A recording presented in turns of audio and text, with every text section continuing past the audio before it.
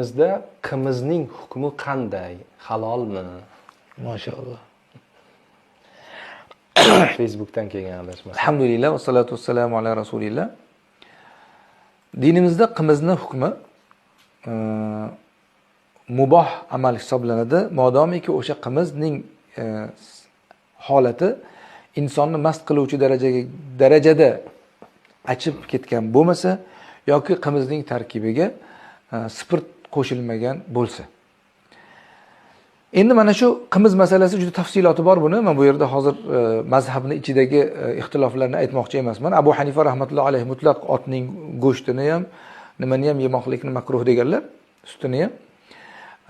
Ikkita shogirdlari uni joiz deganlar, Imom Abu Yusuf va Imom Muhammad.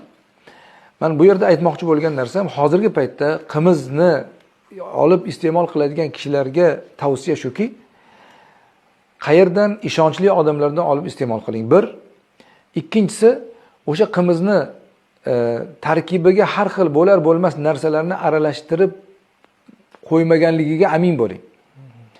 Uchinchisi, o'sha qimiz ba'zi paytda uzoq muddat saqlashlik hisobiga qattiq achib, u mast qiluvchilik darajaga kelib qolishi mumkin.